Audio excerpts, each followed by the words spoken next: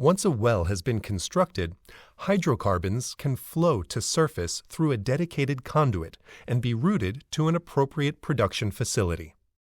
Onshore, in-field pipelines carry a mixture of oil, gas, and water from producing wells to a central processing facility, or CPF. A similar concept is used in offshore subsea fields, where in-field pipelines from satellite wells and manifolds route flowing hydrocarbons back to a floating production facility. In offshore fields with fixed platforms, the well structure is connected back to the platform itself, where production processing can take place. For onshore locations, a central processing facility, or CPF, will separate, treat, and prepare the hydrocarbons prior to transportation. As with offshore platforms, transportation is often performed through a pipeline which will route the hydrocarbons to a refinery. In-field pipelines transport the oil, gas, and water from individual wells back to the CPF, where the production stream is separated, treated, and stored for transport. A normally unmanned installation is an offshore facility primarily designed to be operated remotely through automated processes and without the presence of personnel. NUIs are often used in shallow waters, where they are a cost-effective alternative to drilling subsea wells. Compared to a subsea well, the NUI can accommodate easier to access and maintain surface Christmas trees. Compared to a full-size platform, the NUI has significantly lower operating cost and complexity. Fixed platforms are physically connected to the seabed by rigid steel or concrete structures. Fixed platforms are typical in shallow water, where the construction of seabed supports are straightforward. This allows for relatively inexpensive and stable designs. In a steel jacket fixed platform, the topside facilities are supported above the water by a welded steel substructure, or jacket, that is pinned to the sea floor with steel piles. The piles are constructed of thick steel pipe up to 2 meters in diameter that can penetrate as much as 100 meters into the seabed. A concrete or gravity-based structure is another type of fixed platform that relies on a steel reinforced concrete base that is large enough to rest on the seabed while maintaining the topside above the water level. Gravity-based structures rely on their own weight to resist the lateral environmental loads and provide the advantage of using the concrete base for oil storage. The compliant tower concept is a more slender and flexible take on the traditional steel jacket fixed platform. This type of platform consists of a narrow, flexible tower and a piled foundation supporting a conventional deck for topside facilities. By using flex elements, such as flex legs or axial tubes, resonance is reduced and wave forces are de-amplified.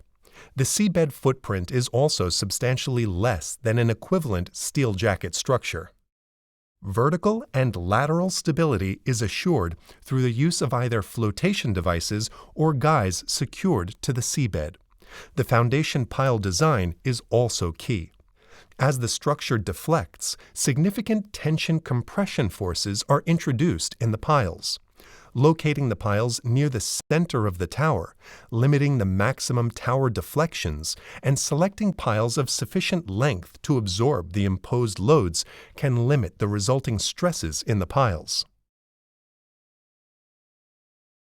Tension leg platforms, or TLP, are floating structures that rely on tethers connected to the sea floor to eliminate vertical and lateral motion. A TLP consists of a deck structure and a buoyant hull that is built from a series of vertical columns and horizontal submerged pontoons. The platform is tethered to the seabed by a number of tendons that are kept in tension at all times by the excess buoyancy in the hull. The tendons are secured in a foundation template piled into the seabed, and while the foundation system may appear elaborate, the advantages are considerable. The restriction on vertical movement permits the use of fixed platform type wellhead equipment and rigid steel riser conductor assemblies. Spar platforms are built around a floating cylindrical shaft that extends deep into the water, lowering the center of gravity and adding stability. The deep draft design of spars makes them less affected by wind, wave, and currents, and allows for both dry tree and subsea production. The submerged cylinder is weighted at the bottom by a chamber filled with a material that is denser than water, lowering the center of gravity of the platform below its center of buoyancy, providing stability. Spar platforms are permanently moored to the seabed. Floating production systems are designed to receive hydrocarbons from a subsea well, template, or nearby platform. Once on board, the hydrocarbons can either be processed or stored until they can be offloaded onto a tanker. These systems have three main components: the floating production vessel, mooring system, and subsea system, which include the risers and wells. Floating production storage and offloading units, or FPSO, are considered the most flexible of all floating production system types, and certainly the most prevalent. FPSOs produce and store hydrocarbons offshore in varying water depths. These units receive the complete well stream, separate the oil, water, and gas, store the oil, and offload the stabilized crude oil to export tankers.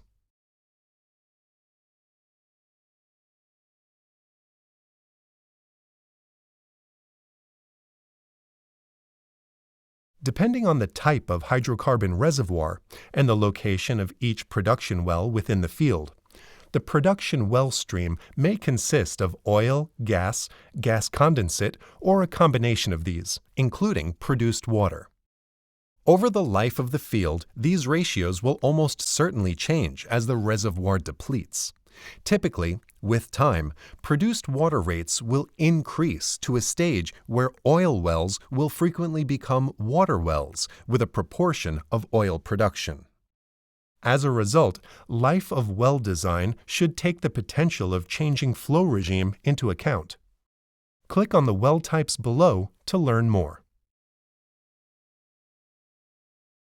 Oil-producing wells target the oil leg of a hydrocarbon reservoir. The completion equipment, such as production tubing, Christmas tree, and flow lines, will be sized for the predicted oil flow rate.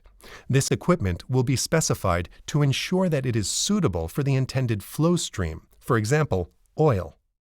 However, over the life of the well, both of these parameters may change. Flow rate will typically reduce as reservoir pressure falls over time. And flow stream may change as water or gas are introduced into the flow stream, as the oil-water contact and gas-oil contact move with time.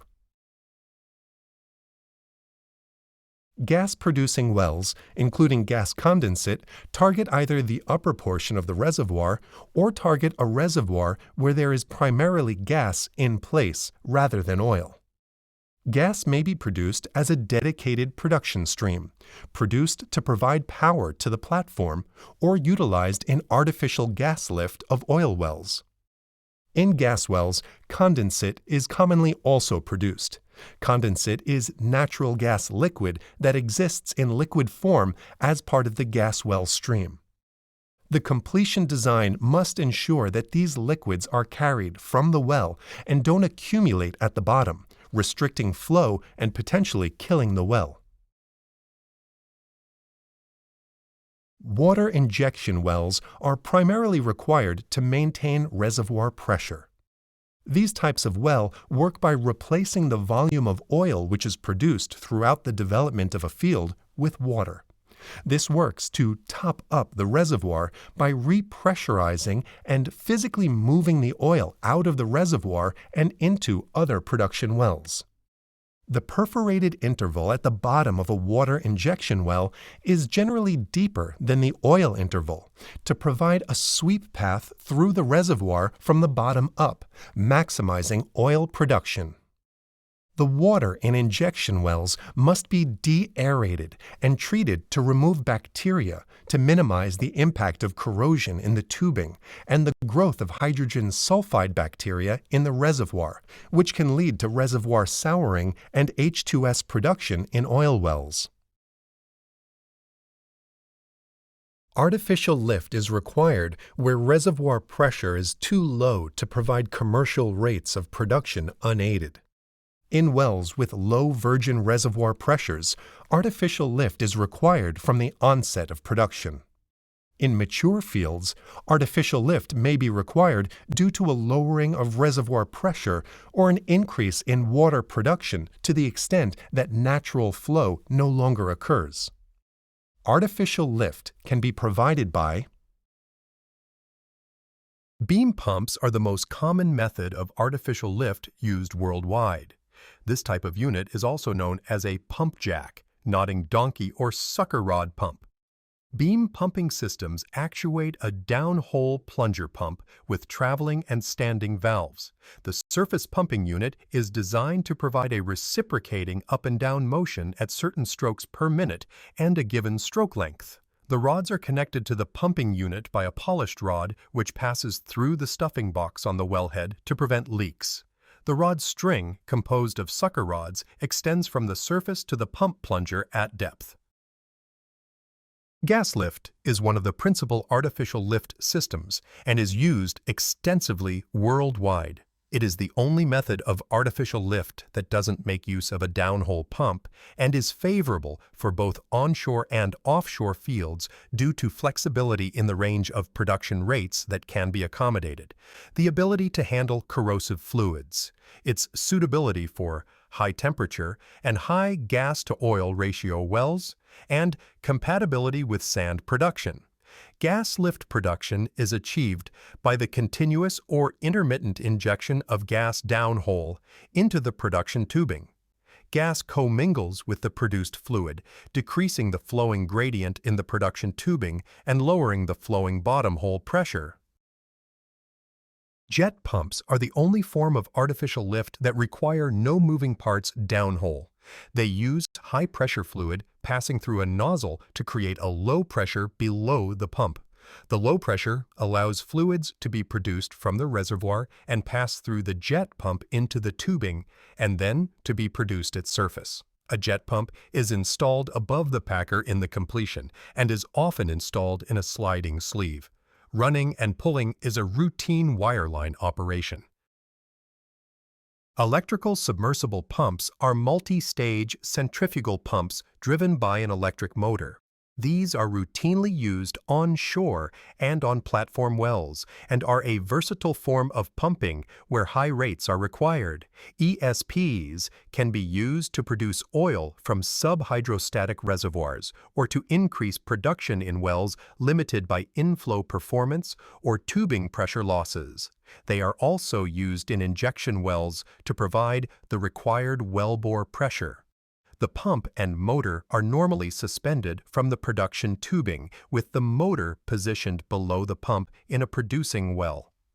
In wells equipped with a production liner, the pump assembly will normally be positioned above the liner top to enable the largest possible pump to be used.